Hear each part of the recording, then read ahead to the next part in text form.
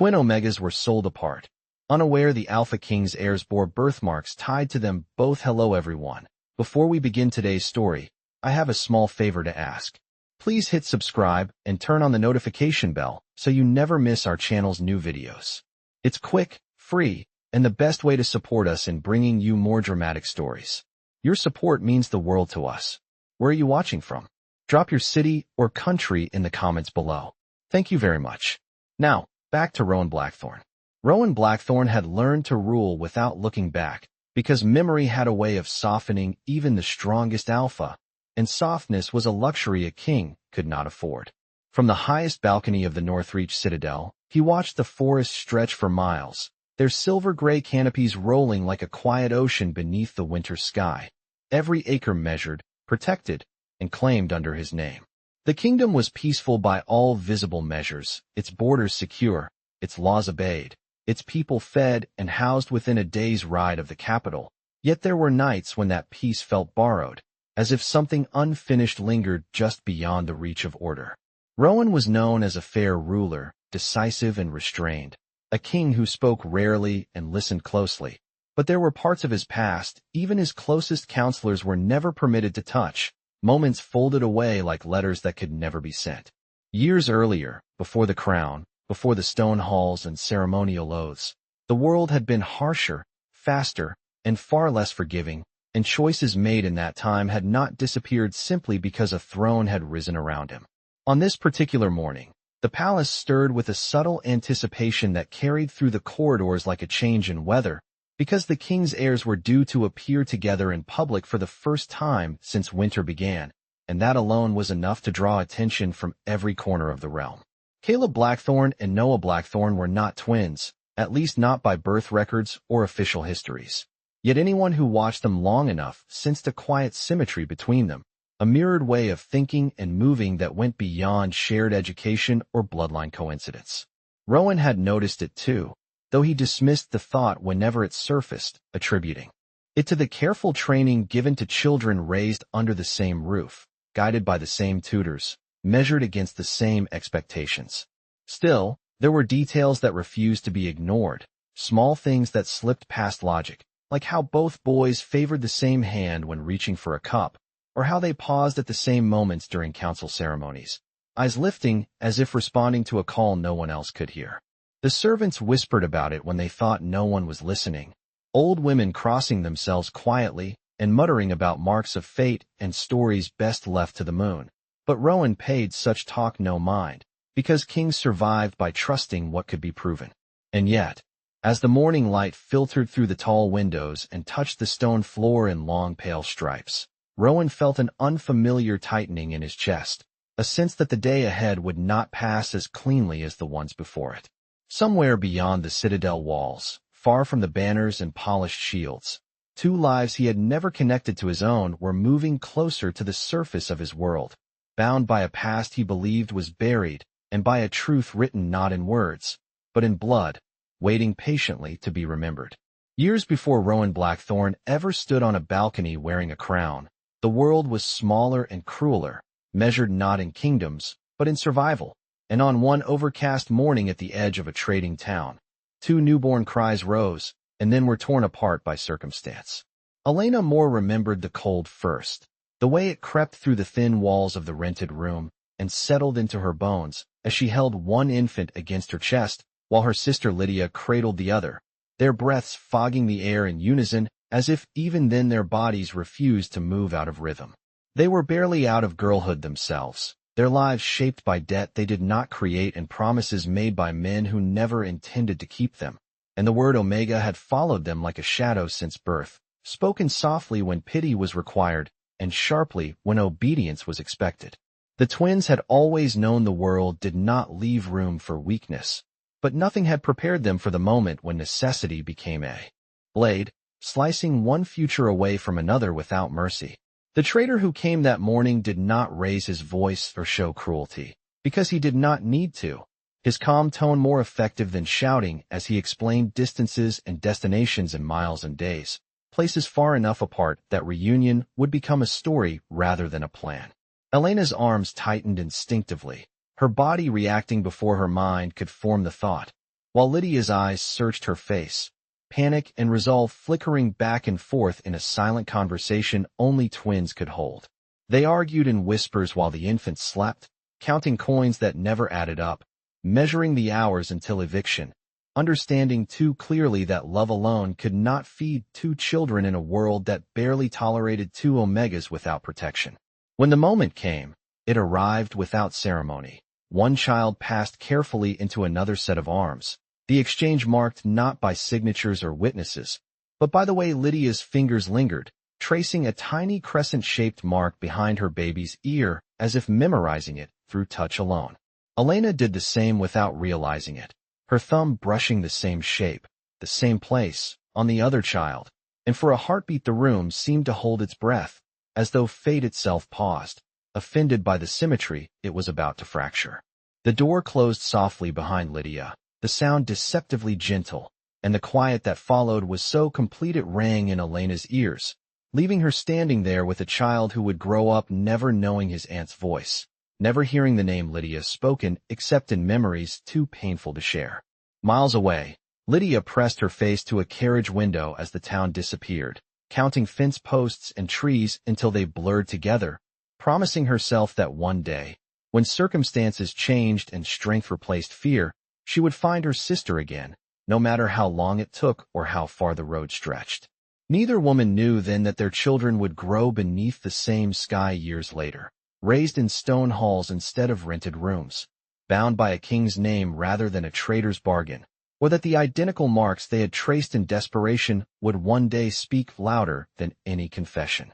All they knew in that moment was loss, sharp and immediate, and the quiet determination to survive it, unaware that survival itself was only the beginning of a much longer reckoning. Time moved forward the way it always did, quietly and without apology, carrying Elena Moore and Lydia Moore into lives that looked nothing alike on the surface, yet echoed each other in ways neither woman could fully explain. Elena settled in a river town nearly 300 miles south of where she had last seen her sister, a place where the air smelled of water and grain, and the days were measured by the rhythm of ferries crossing from bank to bank. She worked long hours sewing and mending for families who never asked questions about her past, only whether she could finish a coat before the cold season set in, and at night she rocked her son to sleep in a narrow room above a shop, humming melodies she did not remember learning. Caleb grew quickly, a calm child with observant eyes who rarely cried and often seemed to be listening to something beyond the walls, his small hand curling instinctively against the side of his head, where a pale crescent-shaped mark rested just behind his ear. Elena noticed it early and learned to smooth her fingers over it whenever she was anxious, the simple gesture grounding her in moments when worry threatened to take over, though she could never say why it felt so important. Miles north, Lydia's life unfolded along a different road, one that led through farming communities and into a sprawling estate owned by distant relatives who needed help managing their lands. Lydia worked outdoors from sunrise to sunset, learning soil and seasons instead of thread and needle, and when Noah was born, she carried him with her across fields, his laughter bright against the open sky. Noah was curious and energetic, always drawn to motion and sound, yet he shared his cousin's quiet focus when something caught his attention, his gaze sharpening as if the world briefly aligned for him alone. And Lydia too found herself brushing her thumb against the same crescent mark behind his ear when she felt overwhelmed, comforted by the contact without understanding its origin. As the years passed, both boys displayed an uncanny sense of familiarity with places they had never been, pausing at doorways as if recalling rooms from dreams, or waking in the night with the same question on their lips, asking about forests and towers neither woman had described. Elena dismissed it as imagination, while Lydia blamed the stories old workers told around evening fires, but neither could ignore the strange coincidence that their sons sketched the same shapes when given charcoal, spirals and arches that resembled stone halls and long corridors. Fate, meanwhile, moved with far greater reach, because far from river towns and farm fields, Rowan Blackthorn's name carried weight across the realm, and the children born under his protection were raised with care, education, and expectation. Through a series of choices shaped by duty and law rather than affection, Both Caleb and Noah were brought into the orbit of the crown, recognized for abilities that set them apart, and placed under royal guardianship before they were old enough to question what it meant. They grew up within the same walls, trained by the same instructors, and addressed with the same formal respect, yet they arrived there by paths no one bothered to trace back to their origins. To the court, they were simply heirs with promise, symbols of stability and future, but to each other, they were something closer to a reflection, finishing thoughts without speaking and reacting in unison to changes in the room. When they turned 12, a palace physician noted the identical birthmarks during a routine examination, marking it down as an oddity with no immediate significance. Unaware that across the kingdom, two women looked up at the moon on the same night, hearts tightening with the same unspoken fear, sensing without proof that something they had lost long ago was drawing nearer, carried forward by children who no longer belonged solely to them. As Caleb and Noah grew into adolescence within the walls of Northreach Citadel, the similarities between them became impossible to dismiss, even for those trained to overlook coincidences in favor of order. They were addressed as heirs, instructed in governance, history, and restraint, and reminded daily that every action carried weight measured not only in personal consequence, but in miles of land and thousands of lives. Rowan Blackthorne watched them from a careful distance, believing that closeness could blur judgment, yet he found his attention drawn to them in quiet moments, when protocol fell away and truth slipped through. Both boys shared the same calm under pressure, the same tendency to pause before answering, eyes lifting as if checking an internal compass invisible to everyone else. When one spoke, the other often finished the thought, not out of habit, but with an ease that suggested shared memory rather than shared schooling. Tutors noted it with fascination, servants with superstition, and council members with a thinly veiled unease they never voiced aloud. The boys themselves accepted it without question, because for them it was simply how the world had always worked, two paths running parallel without effort. At night, they dreamed the same dreams, waking at nearly the same hour to images of water and fields, of narrow rooms warmed by lamplight, of voices singing melodies that felt older than language. Neither could explain why these dreams carried comfort instead of confusion, or why waking from them left a hollow ache, as though something essential had been misplaced and not yet retrieved. Rowan first sensed the deeper significance during a ceremonial gathering meant to present the heirs to visiting dignitaries, an event measured down to the inch, from the spacing between banners to the timing of each step across the marble floor. As Caleb and Noah stood side by side beneath the high arches, light from the tall windows caught them at the same angle, illuminating the identical pale crescents behind their ears, visible for just a moment as they turned in unison. The sight struck Rowan with unexpected force, a tightening behind the ribs he had not felt in years, because the mark was not unfamiliar, not entirely, and the feeling it stirred was older than his crown. He said nothing then, maintaining composure while his mind reached backward, brushing against memories he had long sealed away, memories of choices made when the future was uncertain and survival demanded speed over reflection.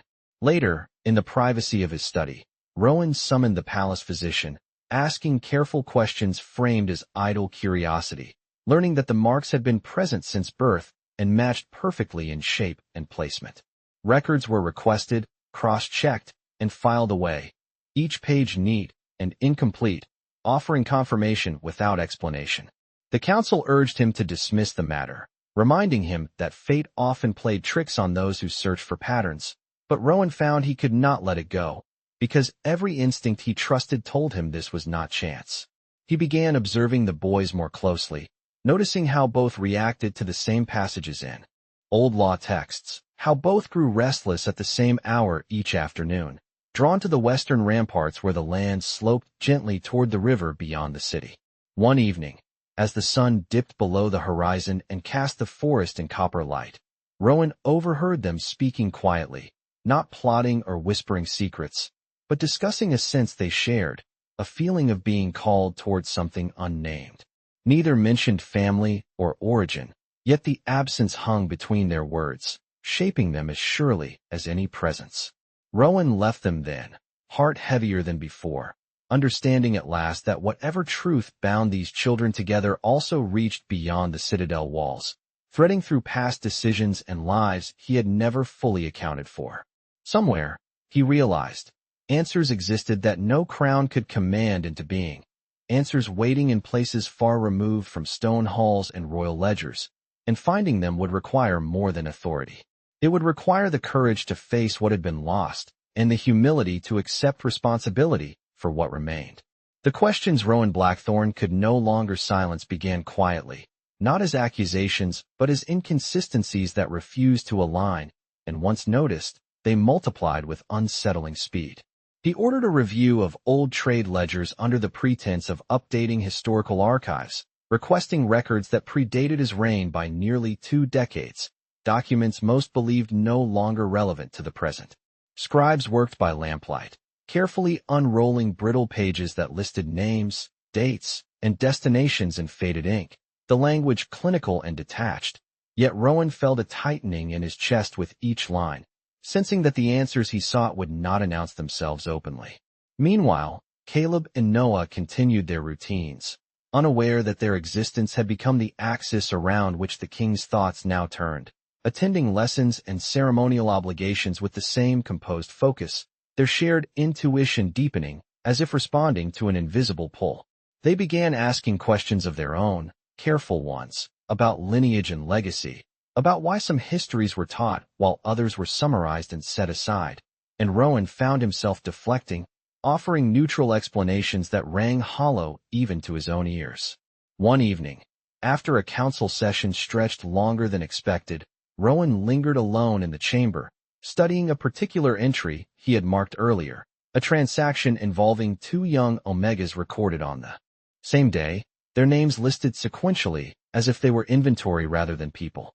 The surname Moore stood out not because it was rare, but because something about it resonated with the unease he had carried for days, a faint echo of familiarity he could not place. He traced the ink with his finger, noting the destinations listed in opposite directions, the distances measured in hundreds of miles, and for the first time, he allowed himself to consider a possibility he had resisted since the birthmarks revealed themselves, that the connection binding the boys to each other might also bind them to a choice he had once made without understanding its full cost. The law books offered no comfort, only precedent, ancient clauses written to account for the unexpected, passages that spoke of signs carried through generations, of truths revealed not through testimony, but through undeniable alignment. Rowan had always respected such texts as symbolic rather than literal, yet now he read them with renewed attention, aware that history had a way of repeating itself through patterns rather than details. Outside the chamber, the citadel settled into its nightly quiet, torches casting steady light along corridors worn smooth by centuries of footsteps, and in that calm, Rowan's resolve hardened into action. He ordered discreet inquiries, not into the heirs themselves, but into the lives of women who might have vanished from official notice years ago, Omegas whose paths diverged without record, whose absence would have drawn little attention at the time.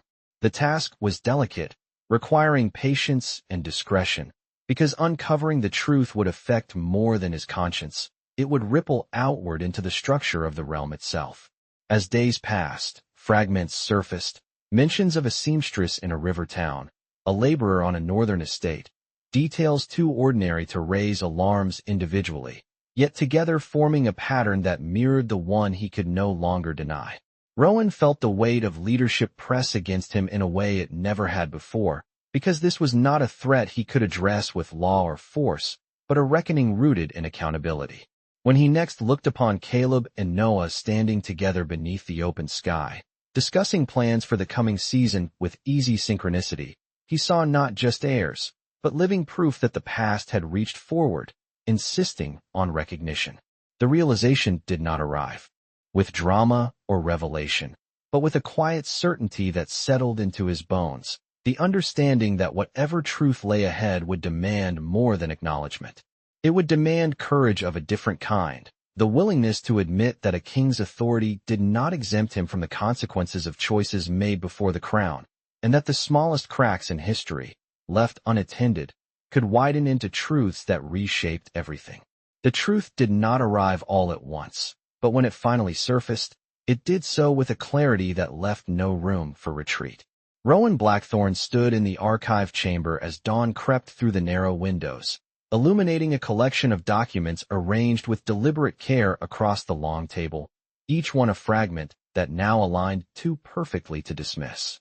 Names, dates, and locations converged on a single conclusion, and at the center of it all were two women whose lives had unfolded far from the reach of the crown, Elena Moore and Lydia Moore, recorded years ago as twin Omegas separated through a lawful transaction that had been approved during a time of instability when oversight was thin and responsibility was shared by many and claimed by none. Rowan read every line himself, refusing summaries, forcing his mind to move step by step through the path he had once walked without reflection, and with each page, memory sharpened into recognition. He remembered the urgency of that period, the pressure to secure alliances and resources, the belief that order demanded sacrifice, and he remembered signing documents he barely glanced at, trusting systems that were never designed to protect the vulnerable. The realization settled heavily, not as shock, but as something colder and more enduring, the knowledge that the lives of Elena and Lydia had been altered by his authority long before he understood what that authority meant. As the final piece fell into place, Rowan closed his eyes, steadying his breath, because the truth he now carried did not belong to him alone, and withholding it would only compound the harm already done. Across the citadel, Caleb and Noah were engaged in their morning studies, unaware that their identities were about to shift beneath their feet, discussing trade routes with the same measured insight that had always drawn praise, yet both felt an undercurrent of restlessness they could not name. When Rowan summoned them to his private study later that afternoon, they entered with respectful composure, but something in the air told them this meeting was different, heavier, as though the room itself anticipated what was to come. Rowan dismissed the attendants, ensuring privacy, and for a long moment he said nothing, simply observing the two young men standing side by side. The same height now, the same calm posture, the same faint mark behind each ear that had become the silent key to everything.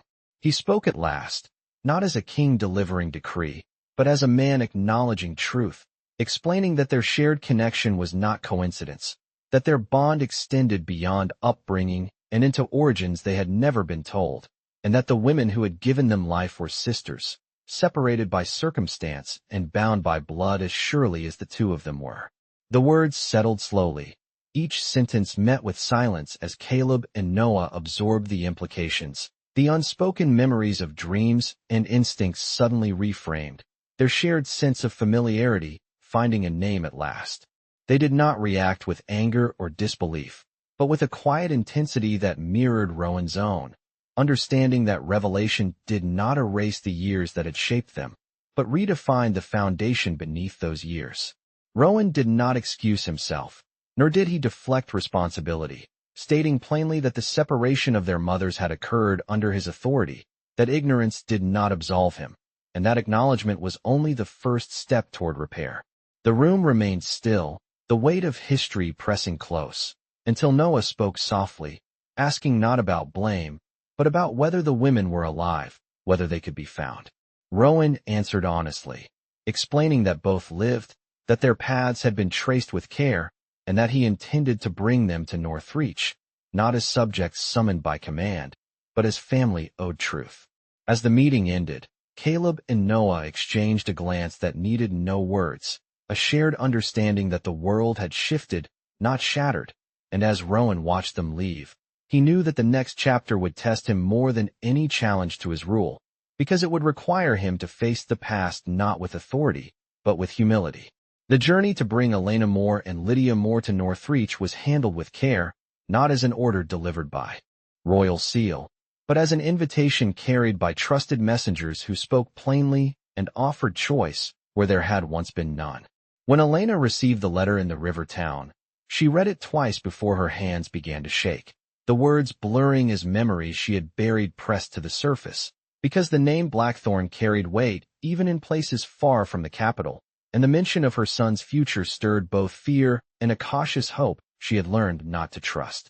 Lydia's reaction, hundreds of miles away, was much the same, her breath catching as she traced the ink with her finger, recognizing at once that the past she had carried alone was no longer content to remain silent.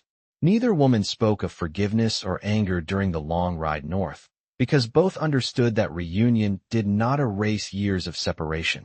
It only brought them face to face with what those years had cost. When they arrived at Northreach Citadel, they were escorted through halls that echoed with restrained grandeur, stone and light arranged to impress. Yet both women noticed the same small details: the warmth of the torches, the careful distance maintained by attendants who had been instructed to offer respect without intrusion. They were brought to a quiet chamber overlooking the western grounds, a space chosen for privacy rather than ceremony, and told they would meet first with each other before seeing anyone else. The door closed softly, and for a moment neither woman moved, the weight of recognition settling in the space between them, familiar despite the decades apart. Elena spoke first, her voice unsteady but certain, saying Lydia's name aloud as if testing whether it still belonged to her, and Lydia answered with a breathless laugh that carried equal parts relief and disbelief, stepping forward until the distance collapsed and the years between them dissolved into shared presence. They did not rush the reunion, allowing silence to do its work, each seeing the life lived in the other's face, the lines shaped by responsibility and endurance rather than ease. When Rowan Blackthorne entered later, he did so without guards or regalia, dressed simply, his posture careful, aware that authority would only deepen the divide he needed to bridge. He did not begin with explanation or defense, but with acknowledgement, stating his name and his role plainly, and then kneeling, an action that startled both women into stillness, because it was not a gesture they had expected from a king. Rowan spoke slowly, owning the decision that had separated them, the system he had trusted without question, and the harm that resulted from his failure to see beyond necessity, making no attempt to soften the truth or shift blame onto circumstance. Elena listened with her hands folded tightly, Lydia with her arms crossed, both absorbing his words through the lens of their own lived experience, neither interrupting as he finished with a promise not of absolution, but of accountability. When he finally fell silent, the room held its breath, waiting not for judgment, but for honesty, and Lydia spoke, asking not about the past, but about the present, about the boys whose names she had only recently learned and whose existence had already reshaped her understanding of loss. Rowan answered directly, explaining that Caleb and Noah knew the truth, that they had asked for this meeting, and that the choice to see them belonged entirely to the women who had given them life. Elena's composure faltered then, the image of her son standing within these walls bringing tears she did not hide, while Lydia reached for her hand, the familiar contact grounding them both.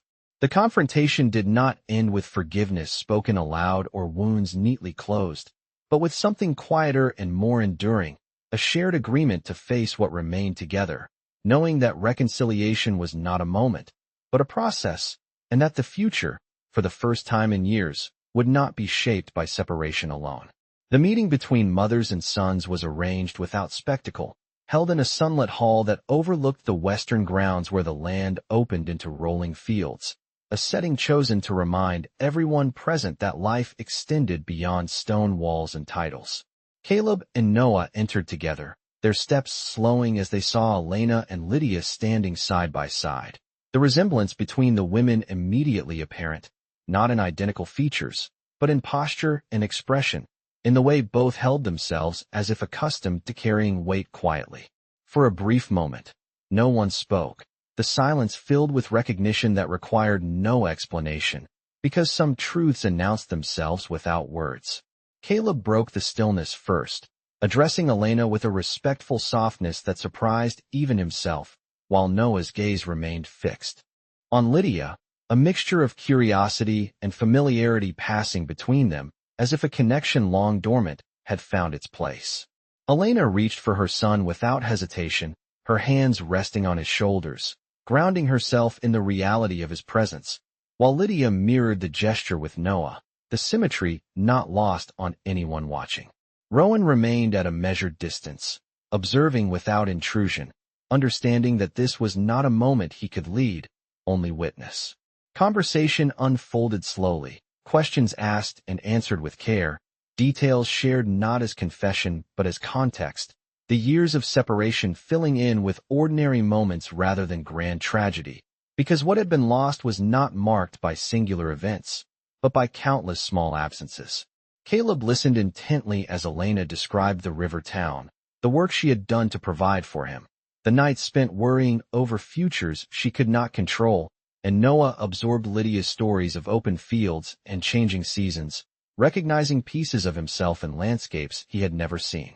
There were tears, but they came quietly, acknowledged and allowed without apology, and there was laughter too, tentative at first, then easier, sparked by shared habits and expressions that revealed themselves naturally. As the afternoon light shifted, Rowan stepped forward at last, not to direct the gathering, but to address the wider truth it represented, acknowledging openly that the separation of Elena and Lydia had been a failure of leadership, one that demanded transparency rather than silence. He spoke not only to those present, but to the future they represented, stating that the realm would be informed of the truth, not as scandal, but as correction, because stability built on omission was no stability at all. The announcement would not be hidden behind closed doors, nor softened by distance, because the heirs themselves had agreed that honesty was preferable to comfort. Elena and Lydia exchanged a glance before nodding in agreement, understanding that secrecy had cost them enough already, and that protecting their children now meant allowing the truth to stand on its own. When word spread through the citadel in the days that followed, it did so without panic or outrage, carried instead by a sense of solemn acknowledgement, because the story that emerged was not one of betrayal, but of accountability and repair. Rowan addressed the council and the court alike, outlining the past decision, its consequences, and the steps being taken to ensure such failures would not repeat, his authority strengthened rather than diminished by the admission. Caleb and Noah stood beside him during the address, their presence a quiet testament to continuity rather than disruption, and when the gathering concluded, the realm felt subtly altered, not weakened, but steadied by the weight of truth finally shared. That evening, as the moon rose over Northreach, Elena and Lydia walked together along the grounds for the first time since girlhood, their sons following a few steps behind, and in that simple formation, for lives once divided found a new alignment, not erasing the past, but integrating it into a future no longer shaped by silence. The weeks that followed settled into a new rhythm, one that did not erase what had been broken but allowed it to heal into something honest and whole, and within that quiet adjustment, Northreach itself seemed to breathe differently. Elena and Lydia chose to remain near the citadel, not as residents bound by obligation, but as family reclaiming time, their days spent learning the contours of each other's lives and discovering how much had endured beneath separation. They spoke often with Caleb and Noah, not as figures of authority, but as mothers learning their sons anew, sharing stories that bridged past and present until memory no longer felt like a dividing line. Caleb found comfort in the steadiness of his mother's presence, recognizing the source of habits he had never questioned, while Noah discovered in Lydia's laughter the echo of instincts he had always trusted without knowing why. Rowan Blackthorne observed these moments from a respectful distance, aware that leadership sometimes meant stepping aside, and yet he did not retreat from responsibility, instead using it to reinforce what had been rebuilt. He revised policies governing trade and guardianship, ensuring that oversight would never again be treated as formality, and he invited council members to witness the changes firsthand, making accountability visible rather than symbolic. The realm responded not with unrest, but with renewed trust, because the admission of fault had revealed a strength deeper than authority, one rooted in integrity. As spring approached, a gathering was held beneath the open sky, not as a coronation or ceremony of power, but as a declaration of unity, where families from across the land stood alongside one another, and the story of separation and return was spoken plainly, without embellishment. Elena and Lydia stood together, hands linked, while Caleb and Noah addressed the assembly in their own words, expressing gratitude not for titles or privilege, but for truth, acknowledging that identity was not diminished by complexity, but enriched by it. Rowan spoke last, his voice steady as he affirmed that blood remembered what history sometimes forgot, and that the future of Northreach would be shaped not by perfection, but by the willingness to confront mistakes and repair them openly. When the gathering dispersed, there was no applause or spectacle, only a sense of quiet resolution that lingered in the air long after the banners were lowered. In the evenings that followed, the family often walked the grounds together, the paths worn smooth by centuries of footsteps now carrying new meaning. And as the moon rose above the tree-line, its light caught the faint crescent marks behind the ears of Caleb and Noah, no longer symbols of mystery, but of connection reclaimed. Elena and Lydia would pause at those moments, sharing a look that held both grief and gratitude, knowing that what had once been taken from them had returned in a form they could finally embrace. Rowan, watching them from the edge of the path, understood that his legacy would not be defined by conquest or expansion, but by this reckoning, by the choice to let truth reshape what power alone never could. And so the story did not end with a crown secured or a past erased, but with something far more enduring, a family restored, a realm steadied, and a promise carried forward that no bond broken by circumstance would ever again be dismissed as inevitable, because destiny, once acknowledged, demanded care, and care, when given freely, had the power to rewrite the future.